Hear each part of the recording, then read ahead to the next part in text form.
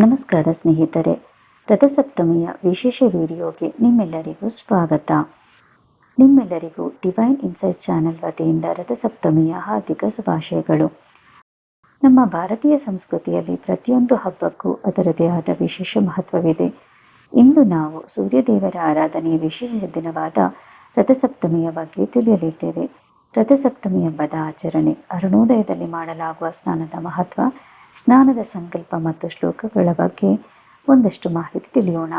ರಥಸಪ್ತಮಿಯು ಹಿಂದೂ ಕ್ಯಾಲೆಂಡರ್ನಲ್ಲಿ ಮಾಘ ತಿಂಗಳ ಶುಕ್ಲ ಪಕ್ಷದ ಸಪ್ತಮಿ ಅಂದರೆ 7ನೇ ದಿನದಲ್ಲಿ ಆಚರಿಸಲಾಗುವ ಪ್ರಮುಖ ಹಿಂದೂ ಹಬ್ಬಗಳಲ್ಲಿ ಒಂದಾಗಿದೆ. ಈ ಹಬ್ಬವು ಸೂರ್ಯದೇವರಿಗೆ ಮೀಸಲಾಗಿದೆ ಮತ್ತು ಇದನ್ನು ಮಾಘ ಜಯಂತಿ ಅಥವಾ ಮಾಘ ಸಪ್ತಮಿ ಎಂತಲೂ ಕರೆಯಲಾಗುತ್ತದೆ. ಇಂದು ಸೂರ್ಯದೇವರು 7 ಕುದುರೆಗಳ ರಥವನ್ನು ಏರಿ ದಕ್ಷಿಣಾಯನವನ್ನು ಮುಗಿಸಿದ ನಂತರ ಪೂರ್ವಕ್ಕೆ ಅಂದರೆ ಉತ್ತರಾಯಣಕ್ಕೆ ಪ್ರಯಾಣಿಸುತ್ತಾರೆ. ಮಾಘ ಸಪ್ತಮಿಯಿಂದ ಬರುವ 6 ತಿಂಗಳು ಉತ್ತರಾಯಣದ ಪುಣ್ಯಕಾಲವೆಂದು ಪರಿಗಣಿಸಲಾಗುತ್ತದೆ. ಸೂರ್ಯದೇವರು ದಕ್ಷಿಣಾಯನದಿಂದ ಉತ್ತರಾಯಣಕ್ಕೆ ತನ್ನ ಪಥವನ್ನು ಚಲಿಸುವ ಪರ್ವಕಾಲವೇ ರಥಸಪ್ತಮಿ ಎಂದು ಹೇಳಲಾಗುತ್ತದೆ. ಇನ್ನು ಸಪ್ತಮಿ ತಿಥಿ ಎಂದು ಪ್ರಾರಂಭವಾಗುತ್ತದೆ ಎನ್ನುವುದಾದರೆ ಜನವರಿ 25ನೇ ತಾರೀಕು ಭಾನುವಾರ ಮುಂಜಾನೆ 12:40 ಪ್ರಾರಂಭವಾಗಿ ರಾತ್ರಿ 11:10ಕ್ಕೆ ಮುಕ್ತಾಯವಾಗುತ್ತದೆ.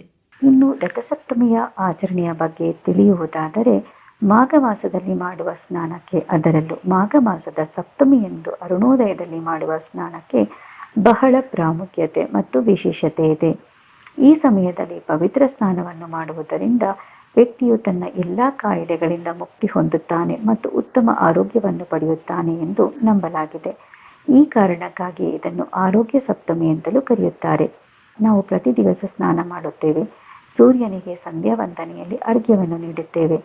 ಪ್ರತಿ ದಿವಸ ಮಾಡುವ ಈ ಸತ್ಕರ್ಮಗಳಿಂದ ಎಷ್ಟು ಪುಣ್ಯ ಲಭಿಸುತ್ತದೆಯೋ ಅದರ ಕೋಟಿ ಪಟ್ಟು ಅಧಿಕವಾಗಿ ಪುಣ್ಯವನ್ನು ರಥಸಪ್ತಮಿಯ ದಿವಸ ಮಾಡುವ ಸ್ನಾನ, ಅರ್ಘ್ಯ ಮತ್ತು ದಾನಗಳಿಂದ ಪಡೆಯುತ್ತೇವೆ ಮತ್ತು ಆ ದಿನ ಸೂರ್ಯನಿಗೆ ಅರ್ಘ್ಯ ನೀಡುವುದರಿಂದ ಪೂರ್ವಜನ್ಮದ ಪಾಪಗಳು ಪರಿಹಾರವಾಗುತ್ತದೆ ಎಂಬ ನಂಬಿಕೆ ಇದೆ. ಇನ್ನು ಪಂಚಾಂಗದ ಪ್ರಕಾರ ಆ ದಿನ ಸಿದ್ಧ ಯೋಗ ಮತ್ತು ರೇವತಿ ನಕ್ಷತ್ರವಿರುತ್ತದೆ. ತುಂಬ ವಿಶೇಷವಾದ ಯೋಗವಿರುವುದರಿಂದ ಆ ದಿನ ಎಲ್ಲರೂ ತಪ್ಪದೇ ಸ್ನಾನ ಮಾಡಿ ಸೂರ್ಯದೇವರಿಗೆ ಅರ್ಘ್ಯ ನೀಡಿ ಪೂಜೆಯನ್ನು ಪ್ರಾರ್ಥನೆಯನ್ನು ಸಲ್ಲಿಸಿ.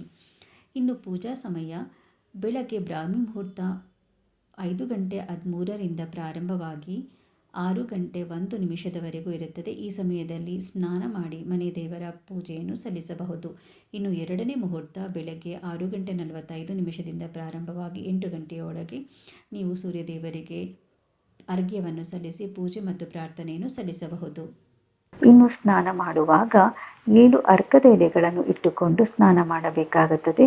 ಒಂದು ತಲೆಯ ನೆತ್ತಿಯ ಮೇಲೆ, 2 ಭುಜಗಳ ಮೇಲೆ, ಇನ್ನೆರಡು ಮೊಣಕಾಲುಗಳ ಮೇಲೆ ಮತ್ತು 2 ಪಾದಗಳ ಮೇಲೆ ಇಟ್ಟುಕೊಂಡು ಈ ಶ್ಲೋಕವನ್ನು ಹೇಳಿಕೊಂಡು ಸ್ನಾನ ಮಾಡಬೇಕಾಗುತ್ತದೆ.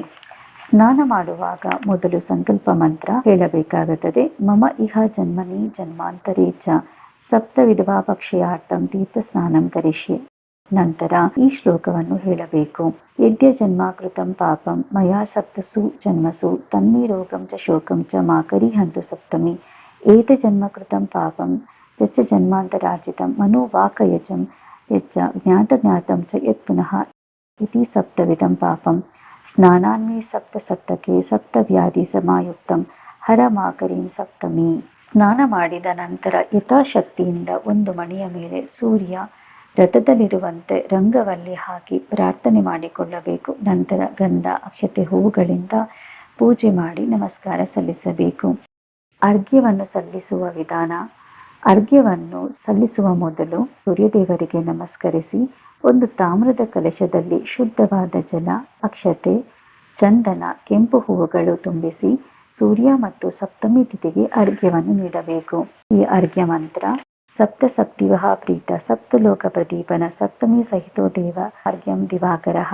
ಇನ್ನು ಸಪ್ತಮಿ ತಿಥಿಗೆ ನೀಡುವ ಅರ್ಘ್ಯ ಮಂತ್ರ ಜನನಿ ಸರ್ವಲೋಕಾನಾಂ ಸಪ್ತಮಿ ಸಪ್ತ ಸಪ್ತಿಕೆ ಸಪ್ತವ್ಯಾಹೃತಿಕೆ ದೇವಿ ನಮಸ್ತೆ ಸೂರ್ಯಮಂಡಲೆ ಎಂದು ಈ ಮಂತ್ರ ಹೇಳುತ್ತಾ ಧೂಪ, ದೀಪ, ಗಂಧ, ಅಕ್ಷತೆಗಳಿಂದ ಸೂರ್ಯದೇವರಿಗೆ ನಮಸ್ಕಾರವನ್ನು ಮಾಡಬೇಕು.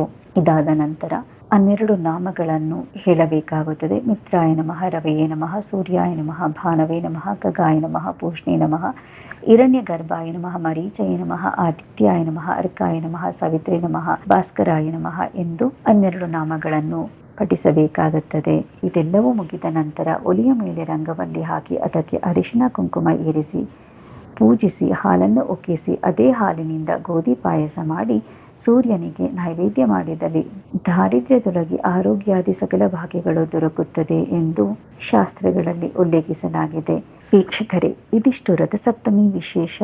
ಈ ವಿಡಿಯೋ ನಿಮಗೆ ಉಪಯೋಗವಾಗಿದೆ ಹೌದು ಎನಿಸಿದರೆ ಲೈಕ್ ಮಾಡಿ, ಶೇರ್ ಮಾಡಿ. ನೀವು ರಥಸಪ್ತಮಿ ಹಬ್ಬವನ್ನು ಹೇಗೆ ಆಚರಿಸಿದ್ದೀರಿ ಎಂದು ಕಾಮೆಂಟ್ ಬಾಕ್ಸ್ನಲ್ಲಿ ತಿಳಿಸಿ. ಈ ವಿಡಿಯೋವನ್ನು ವೀಕ್ಷಿಸಿದ್ದಕ್ಕಾಗಿ ನಿಮ್ಮೆಲ್ಲರಿಗೂ ಧನ್ಯವಾದಗಳು.